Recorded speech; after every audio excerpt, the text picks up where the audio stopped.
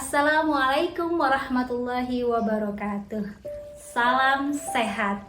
Bertemu lagi kita pada mata pelajaran ekonomi kelas 11 di SMA Negeri 5 Bagas Nembah. Kali ini kita akan membahas tentang perdagangan internasional dan neraca pembayaran. Tanpa disadari, kita banyak menggunakan barang-barang yang didatangkan dari luar negeri. Penduduk di negara kita pun banyak mengirimkan sumber daya yang berlebih di negara kita ke negara lain yang membutuhkan. Ini terjadi karena adanya perdagangan internasional.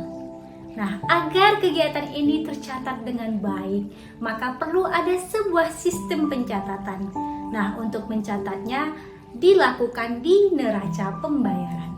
Agar lebih jelas tentang materi perdagangan internasional dan neraca pembayaran, terus ikuti video pembelajaran selengkapnya. Sebelum kita masuk pada materi pelajaran selengkapnya, ada baiknya Ananda memahami apa yang menjadi tujuan pembelajaran kita kali ini.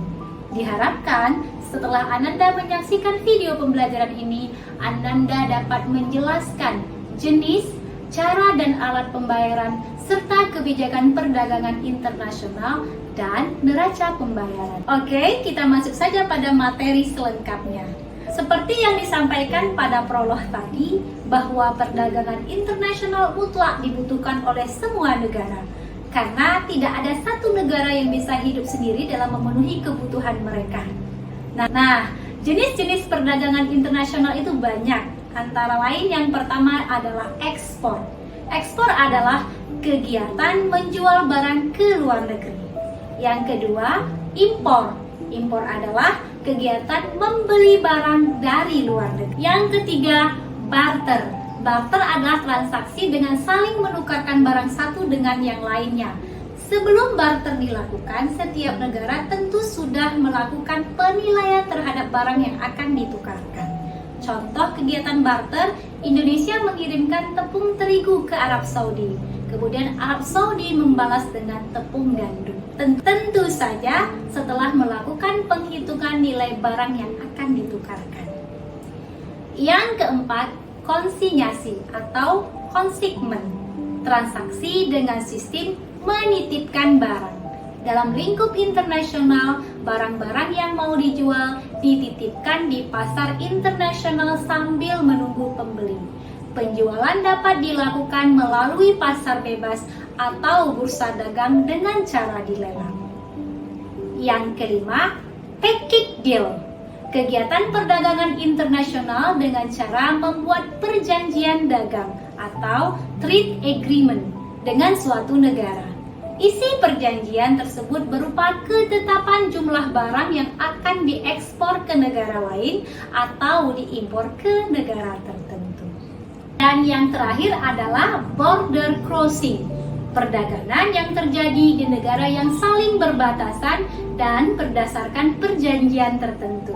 Perdagangan model seperti ini bisa dilakukan dengan dua cara. Yang pertama, sea border crossing, yaitu perdagangan yang dilakukan dengan melewati batas laut karena daerahnya tapal batasnya adalah laut. Yang kedua, overland border crossing, yaitu perdagangan dilakukan dengan melewati batas darat karena negaranya tapal batasnya adalah daratan. Untuk melakukan pembayaran dari transaksi internasional yang dilakukan, ada cara-caranya. Yang pertama caranya adalah kompensasi pribadi, yaitu cara pembayaran dengan mengalihkan penyelesaian utang piutang pada seorang penduduk dalam suatu negara di mana penduduk tersebut tinggal. Yang kedua, pembayaran secara, yaitu pembayaran dilakukan secara kontan, dapat dilakukan dengan menggunakan uang tunai, cek, transfer, atau wesel bank atas unjuk. Yang ketiga, rekening terbuka, yaitu pembayaran di mana eksportir telah mengirimkan barang kepada importir tanpa disertai surat tagihan dan dokumen-dokumen lain. Yang berikutnya adalah surat wesel dagang, yaitu surat perintah pembayaran yang dibuat oleh eksportir atas importir, berisi sejumlah harga barang yang harus dibayar beserta ongkos kirimnya pada saat tertentu kepada pihak tertentu yang ditunjuk. Yang terakhir adalah letter of credit atau LC, yaitu surat yang dikeluarkan bank atas permintaan importir, di mana bank telah menyetujuinya dan membayar wesel yang ditarik eksportir atas impor. LC ini adalah cara yang paling banyak digunakan dalam pembayaran internasional. LC juga banyak jenisnya loh. Apa saja? Simak terus. Nah, jenis-jenis LC ada 5. Yang pertama LC biasa, di mana importir langsung membayar sesuai harga barang yang akan diimpor kepada eksportir dari luar negeri melalui bank tertentu. Yang kedua, merchant LC, di mana importir dapat menerima barang terlebih dahulu, pembayaran sebagian dilakukan saat membuka LC, kekurangannya dibayar kemudian. Yang ketiga, red close LC adalah LC yang mencantumkan perintah kepada bank untuk melaksanakan pembayaran sebagian dari jumlah LC kepada eksportir sebelum mengirimkan barangnya. Yang keempat, industrial LC digunakan untuk membayar barang yang diimpor, khusus barang-barang industri, secara cepat demi peningkatan industri dalam negeri. Dan yang terakhir, usance LC, yaitu LC yang pembayarannya baru dilakukan dengan tenggang waktu tertentu, misalnya 1 bulan dari pengapalan barang atau 1 bulan setelah penunjukan dokumen. Nah, apa alat yang digunakan untuk melakukan pembayaran internasional? Apakah pakai uang juga seperti biasa? Tentu saja pakai uang. Namun, istilah dalam transaksi internasional disebut dengan devisa atau valuta asing yang disepakati dan diakui secara internasional yang dapat digunakan untuk pembayaran dalam lingkup internasional.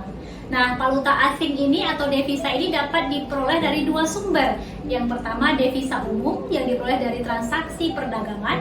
Yang kedua adalah devisa kredit yang biasanya kita dapatkan dari pinjaman luar negeri. Sebelum kita melakukan pembayaran, tentu saja kita harus mengetahui berapa perbandingan nilai mata uang asli negara kita dibandingkan dengan mata uang asing yang akan kita gunakan untuk pembayaran internasional.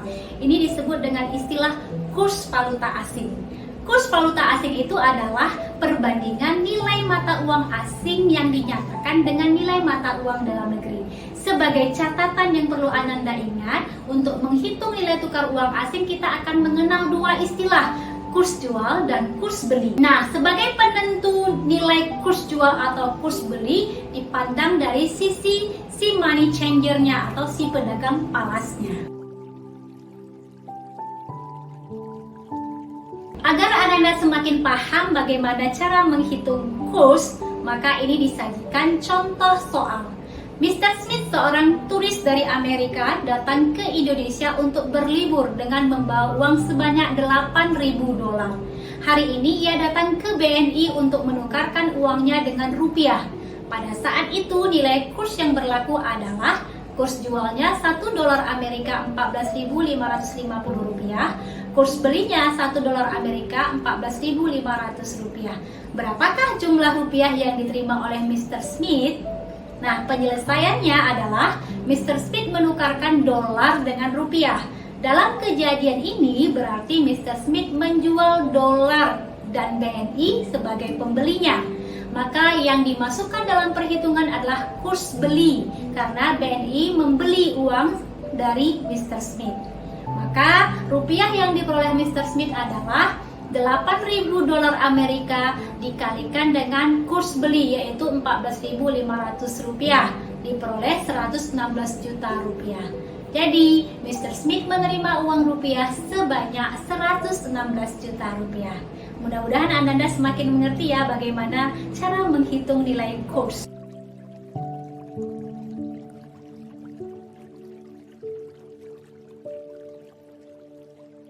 Agar semakin lebih paham, disajikan lagi ini bagaimana ilustrasi menghitung kurs. Tuan hartawan akan berangkat ke Singapura untuk tujuan pertemuan bisnis. Hari ini dia datang ke BRI untuk menukarkan uang rupiahnya sebesar 40 juta rupiah dengan dolar Singapura. Pada saat ini nilai kurs yang berlaku adalah kurs jual sebesar $1 Singapura adalah 10.000, kurs beli $1 Singapura adalah 10.010 rupiah. Berapakah dolar Singapura yang diterima oleh Tuan hartawan dari BRI? Penyelesaiannya, Tuan hartawan menukarkan rupiah dengan dolar Singapura. Dalam kejadian ini, tuan hartawan membeli dolar Singapura dan BRI menjualnya.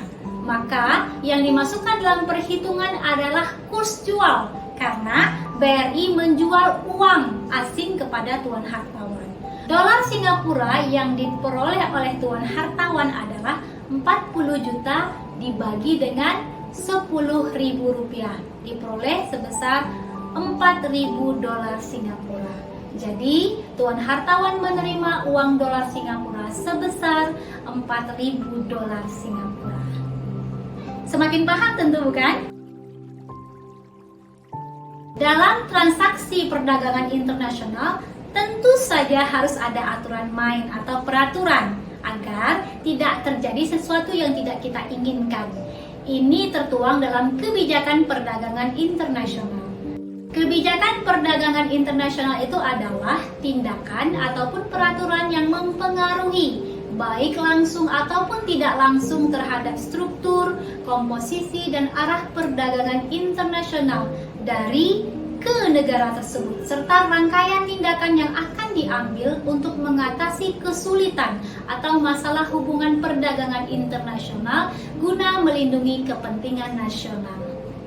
Nah, kebijakan perdagangan internasional tersebut dapat berupa perdagangan bebas atau perdagangan protek. Seperti yang kita ketahui bahwa perdagangan bebas berarti setiap negara bisa melakukan kebebasan dalam kegiatan perdagangannya.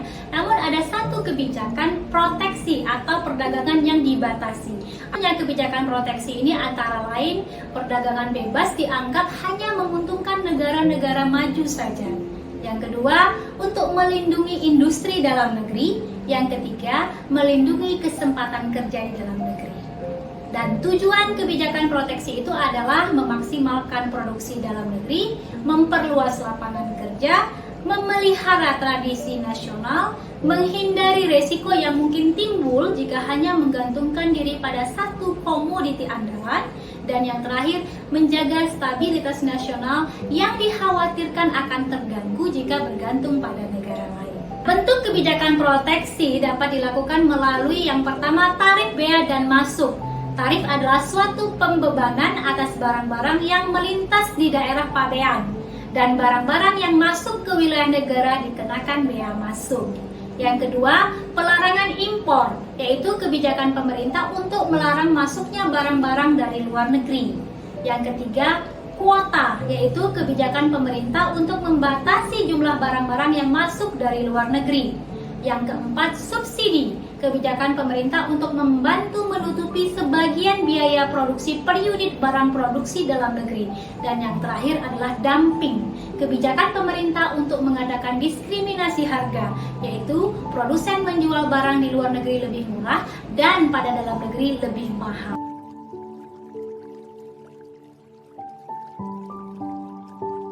Oke, kita lanjut pada materi kita yang berikutnya, yaitu tentang neraca pembayaran atau balance of payment, yaitu suatu daftar yang disusun secara sistematis yang dipergunakan untuk membukukan semua transaksi ekonomi yang dilakukan penduduk suatu negara dengan penduduk negara lain dalam waktu 1 tahun. Apa saja komposisi neraca pembayaran? Yang pertama adalah neraca perdagangan, yaitu neraca yang khusus mencatat mengenai ekspor dan impor barang dagang atau komoditas serta selisih antara nilai ekspor dan nilai impor barang. Yang kedua, neraca jasa, neraca yang menunjukkan jasa-jasa yang diselenggarakan suatu negara untuk negara lain serta yang diterimanya dari luar negeri. Contohnya adalah jasa perbankan, pariwisata, asuransi, pengangkutan, dan lain-lain. Yang ketiga, neraca hasil-hasil modal, yaitu neraca yang mencatat semua pembayaran dan penerimaan bunga atau dividen, upah tenaga kerja asing, serta hadiah-hadiah. Nah, bagian 1 sampai dengan 3 ini secara bersama-sama disebut dengan current account atau neraca transaksi berjalan, di mana setiap waktu, setiap saat selalu ada transaksi, tidak pernah berhenti. Yang keempat, neraca lalu lintas modal, neraca yang mencatat transaksi yang berkaitan dengan setiap kredit yang diterima dari luar negeri atau yang diberikan ke luar negeri. Contohnya adalah jual beli efek dan penanaman modal asing. Bagian 4 ini disebut dengan capital account. Nah, bagian 1 sampai dengan 4 tadi disebut dengan neraca keseluruhan. Yang kelima, neraca lalu lintas moneter, yaitu neraca yang memperlihatkan perkembangan cadangan devisa suatu negara. Transaksi internasional akan dicatat dalam neraca pembayaran. Transaksi-transaksi internasional yang dicatat dalam neraca pembayaran dibedakan menjadi 2. Yang pertama, transaksi debit adalah transaksi yang menimbulkan kewajiban untuk melakukan pembayaran ke luar negeri atau menunjukkan mengalirnya uang dari dalam negeri ke luar negeri. Yang kedua, transaksi kredit adalah transaksi yang menimbulkan hak untuk menerima pembayaran dari luar negeri atau menunjukkan mengalirnya uang dari luar negeri ke dalam negeri. Jadi bisa disimpulkan apabila transaksi di sisi kredit lebih besar daripada transaksi di sisi debit, maka neraca pembayarannya surplus. Tapi sebaliknya, apabila transaksi pada sisi kredit lebih kecil daripada transaksi di sisi debit, maka neraca pembayarannya defisit. Kemudian, apabila transaksi di sisi kredit sama besarnya dengan transaksi di sisi debit, maka neraca pembayarannya balance. Berikut disajikan pos-pos yang didebit dan dikredit dalam neraca pembayaran. Pada sisi debit, terdapat neraca perdagangan, yaitu impor barang. Di sisi kredit juga ada neraca perdagangan, namun pada sisi kredit adalah ekspor barang. Kemudian berikutnya di sisi debit ada neraca jasa, yaitu impor jasa. Pada sisi kredit juga terdapat neraca jasa, namun ekspor jasa. Kemudian pada sisi debit lagi berikutnya adalah neraca hasil modal, yaitu pembayaran bunga dan dividen. Kemudian pada sisi kredit neraca hasil modalnya adalah penerimaan bunga dan dividen. Nah, transaksi berikutnya pada sisi debit adalah neraca lalu lintas modal atau kredit yang diberikan ke luar negeri dan pembayaran cicilan utang. Nah, pada sisi kredit, transaksi juga ada neraca lalu lintas modal, namun kredit yang diperoleh dari luar negeri dan penerimaan cicilan utang. Kemudian yang terakhir, transaksi debit adalah neraca lalu lintas moneter dan juga pada sisi kredit adalah juga neraca lalu lintas moneter. Demikian tadi penyampaian materi kita tentang perdagangan internasional dan neraca pembayaran. Semoga bermanfaat. Belajar ekonomi asik. Wassalamualaikum warahmatullahi wabarakatuh. Sampai jumpa.